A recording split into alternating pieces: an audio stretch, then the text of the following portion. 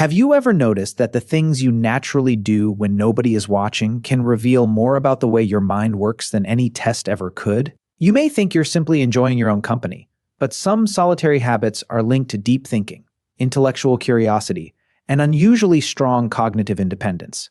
And the strange part is, you may already be doing them without realizing what they reveal about your mind. Stay with me until the end, because we're going to uncover 5 things people often do alone that can be associated with exceptionally strong cognitive abilities, from how you solve problems and question ideas to how you use silence, curiosity, and independent thinking.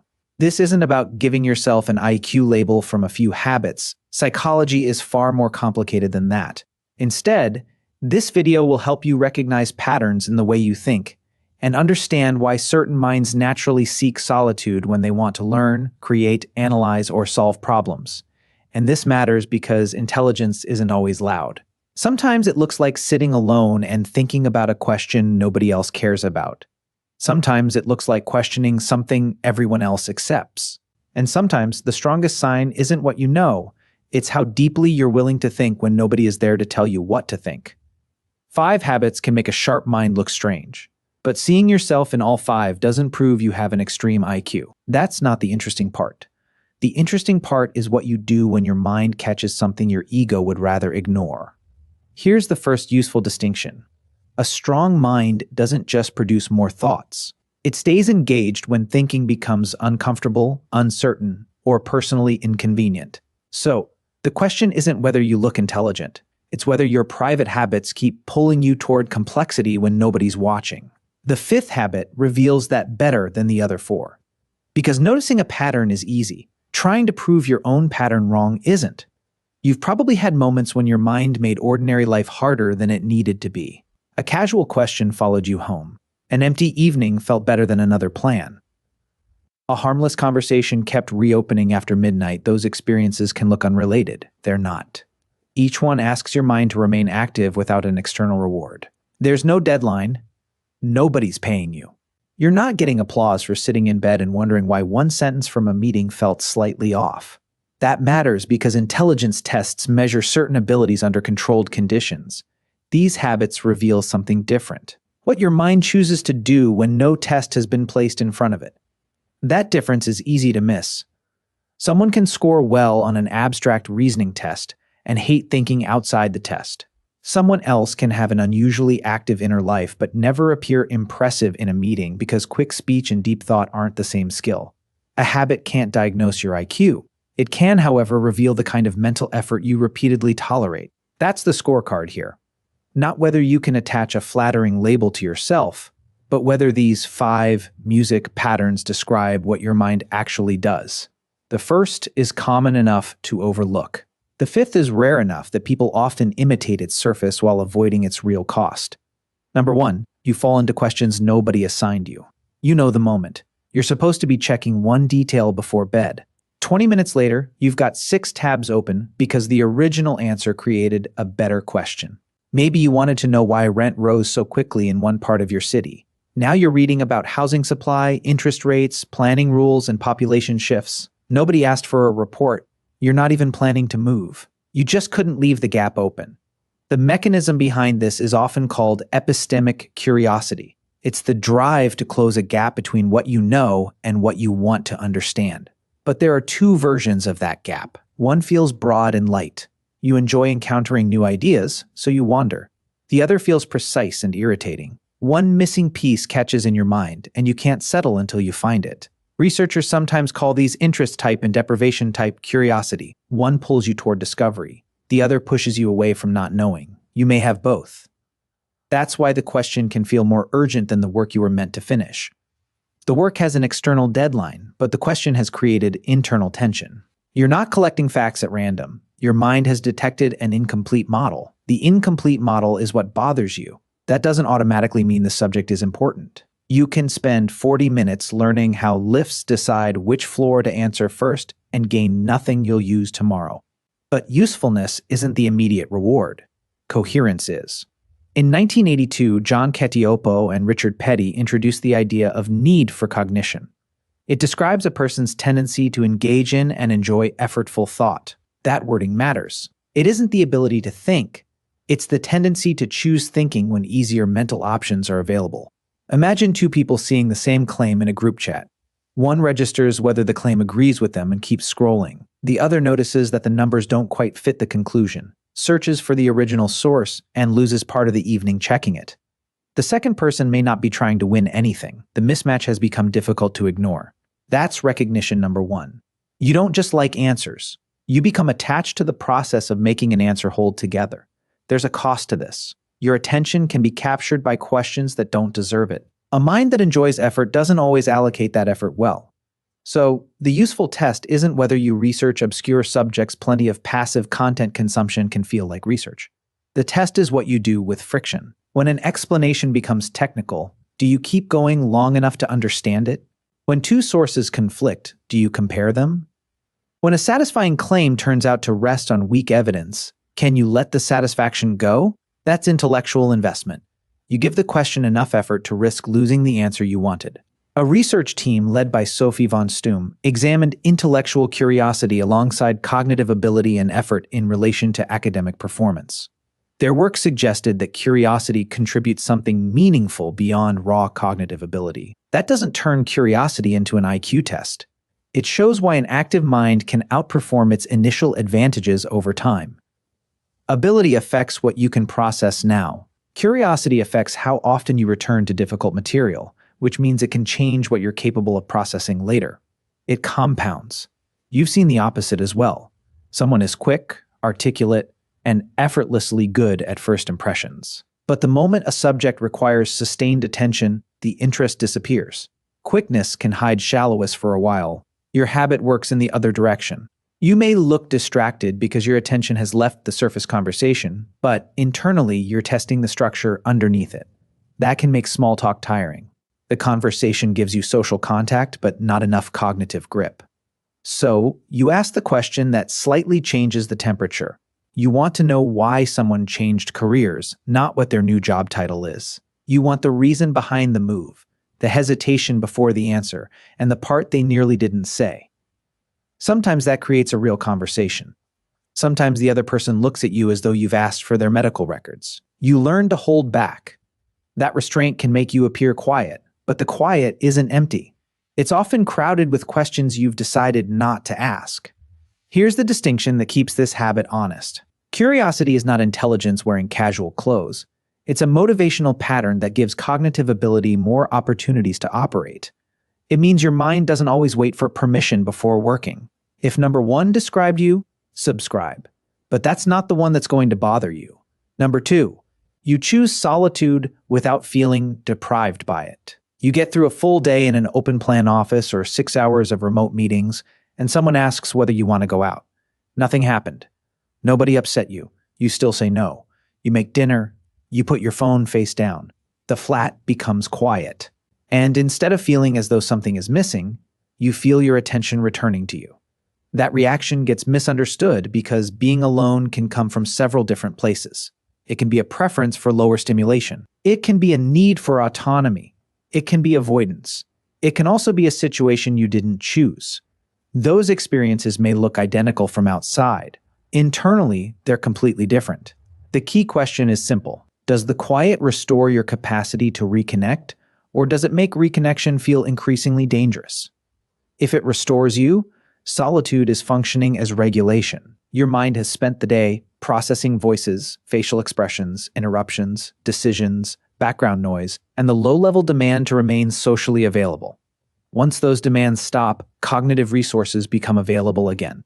That's why you may suddenly want to read, build something, work through an idea, or sit without input. You weren't waiting to escape life. You were waiting to regain control over where your attention went. Psychologists studying self-determined solitude have found an important distinction between choosing time alone and experiencing it as imposed. Choice changes the emotional meaning of the same physical situation. A closed door can feel like confinement when you want connection. The same door can feel like relief when you chose the quiet. Autonomy is doing much of the work. This is why a free evening can feel better than a social plan you are genuinely looking forward to. The plan may be enjoyable, but it still requires coordination. You have to leave at a certain music, time, You have to track the conversation. You have to decide when to go home without making the exit feel abrupt. None of that is tragic. It just has a cost. You know exactly what I'm describing. You've sat in your car after arriving home, not because you wanted to stay in the car, but because nobody could ask anything from you there. That pause wasn't social failure. It was an attention boundary. Research on introversion and social stimulation helps explain part of this, but introversion isn't the entire answer. Some people who are socially confident still require large periods of unstructured solitude. They can lead a meeting, go on dates, maintain friendships, and speak comfortably to strangers. They just don't need constant contact to feel internally occupied. Their attention generates its own material. That's the flattering interpretation, and sometimes it's accurate. But it needs a check. Chosen solitude remains chosen only if you can leave it. If you can reconnect when you want to tolerate the ordinary risk of being known and enjoy the right company without resenting its presence, the solitude is probably serving autonomy. If every invitation produces dread, every delayed reply becomes a reason to disappear, and every imperfect interaction confirms that staying away is safer. Something else may be operating. That doesn't mean you need fixing. It means the same behavior can protect two very different needs. One is the need for mental space. The other is the need to avoid anticipated threat.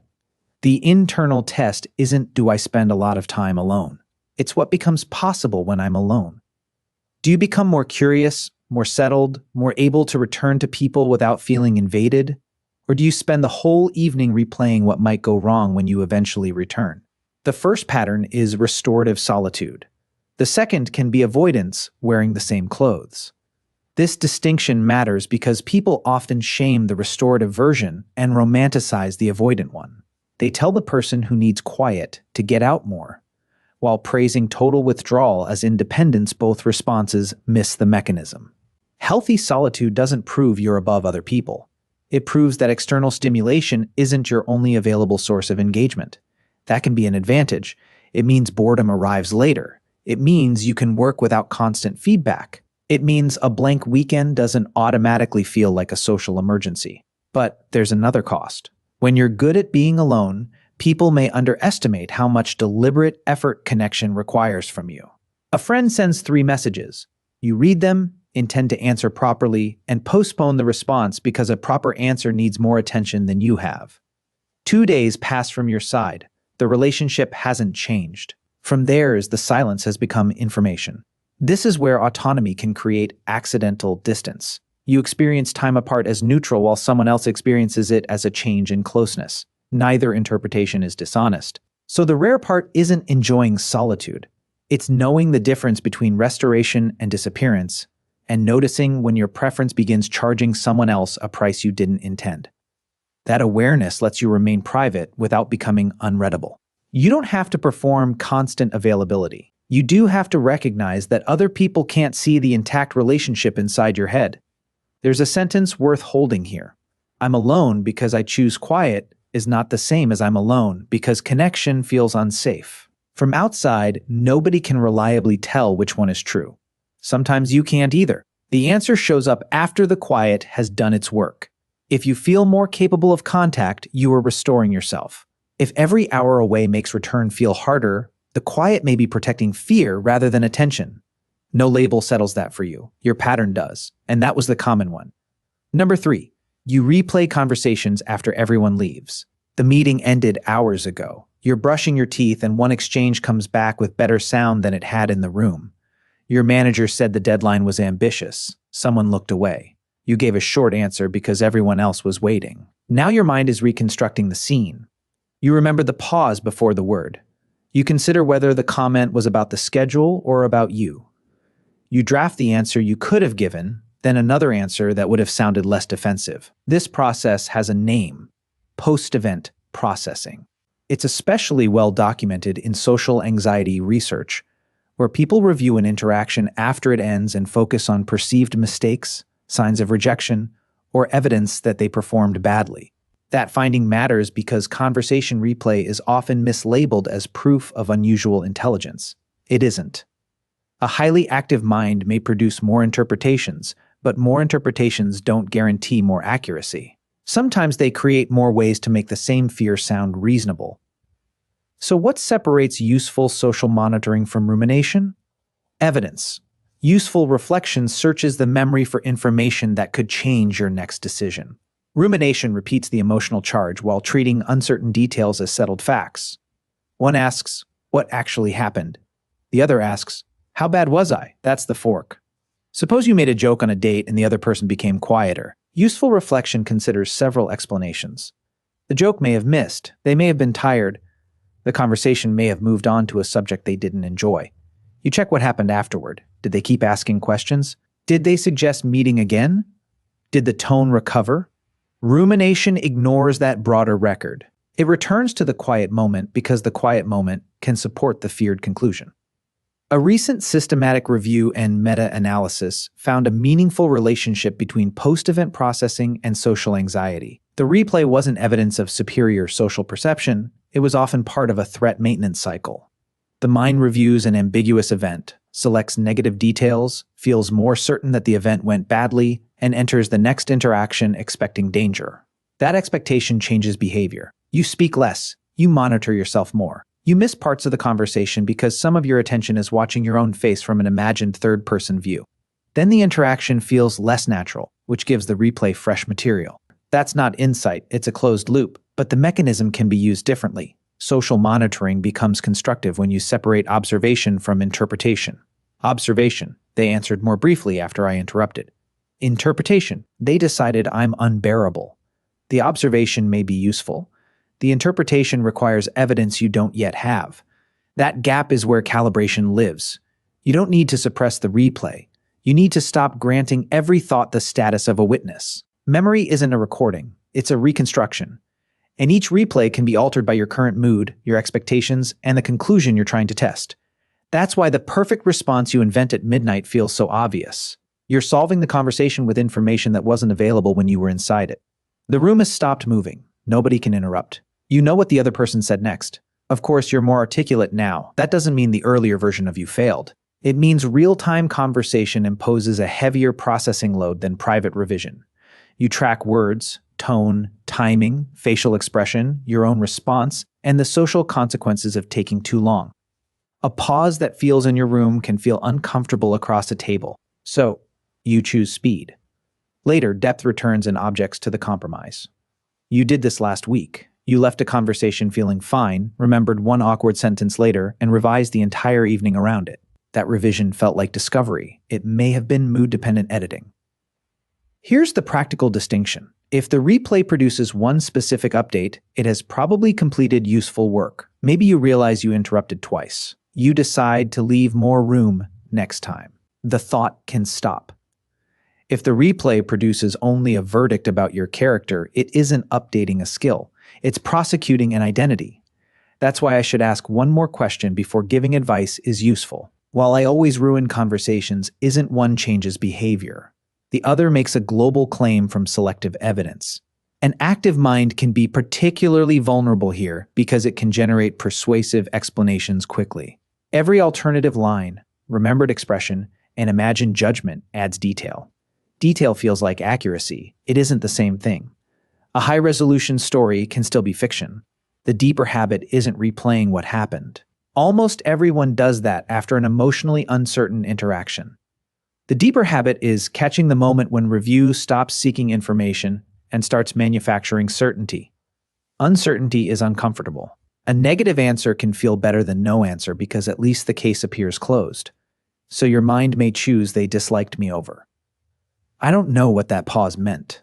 The first hurts more, but it ends the search. The second is psychologically harder because it leaves the file open. If you can leave it open, your social perception improves. You stop filling every blank with the explanation that matches your fear.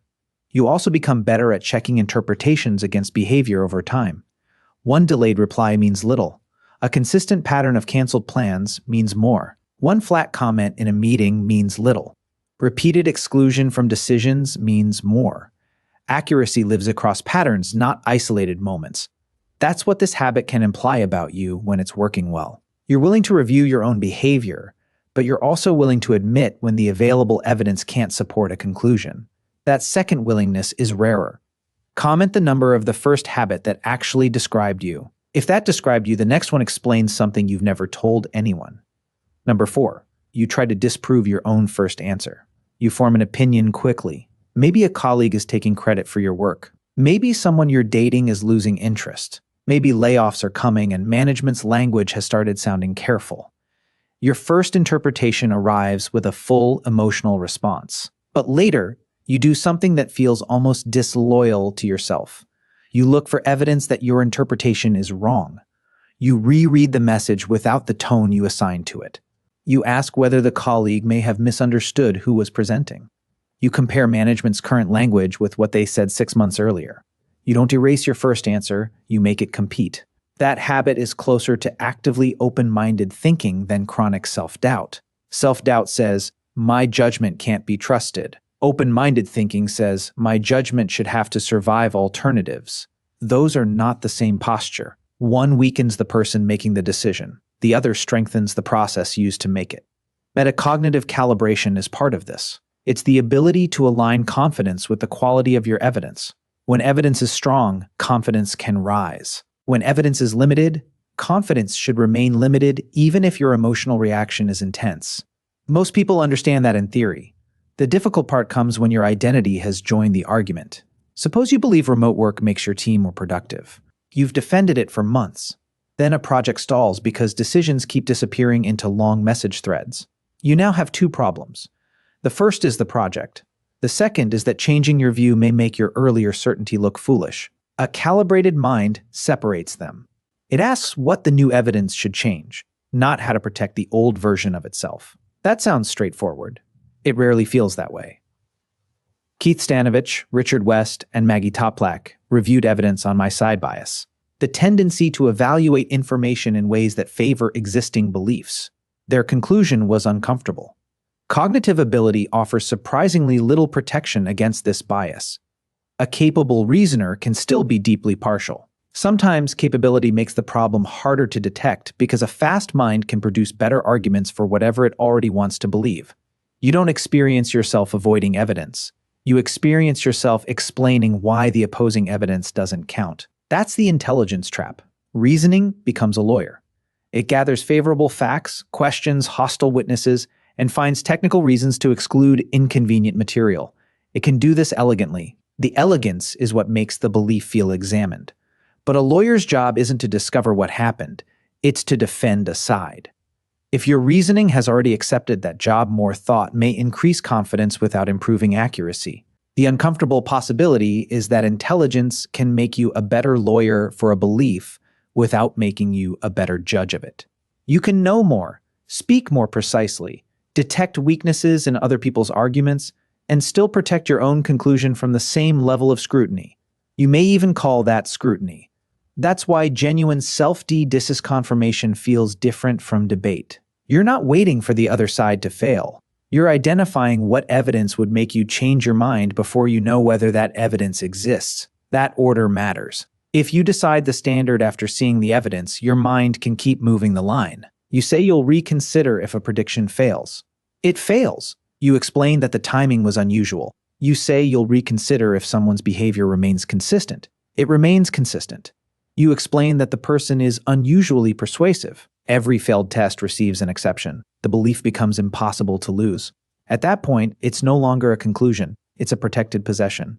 Actively open-minded thinking creates the possibility of loss. You ask, what would I expect to see if I were wrong? If your colleague wasn't taking credit, perhaps they'd readily correct the record when asked. If the person you're dating wasn't losing interest, perhaps their reduced messaging would coexist with clear plans and reliable follow-through. If layoffs weren't imminent, perhaps leadership would provide specific hiring commitments rather than vague reassurance. Now, the belief has contact with the world. You don't need certainty. You need a result that can move you. This habit can look like indecision from outside. You take longer. You qualify your language. You say, that's my current read, instead of treating a first impression as a permanent verdict.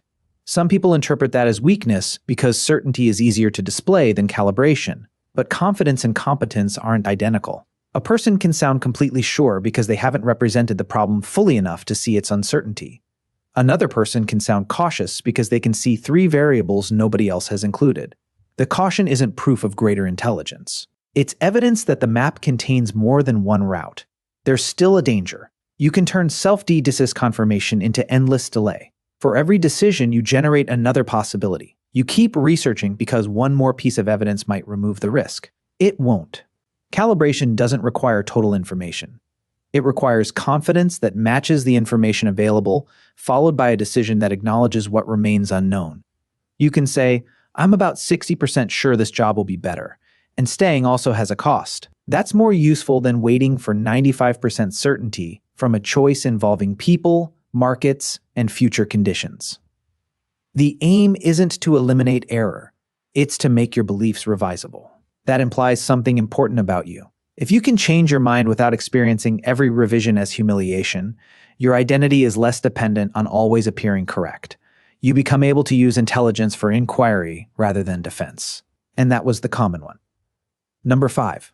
You see patterns, then try to break them. You notice that a project begins slipping before anyone acknowledges it. The meetings get longer, but decisions get less specific. Deadlines remain on the calendar while ownership becomes strangely vague. You feel the structure before you can fully explain it.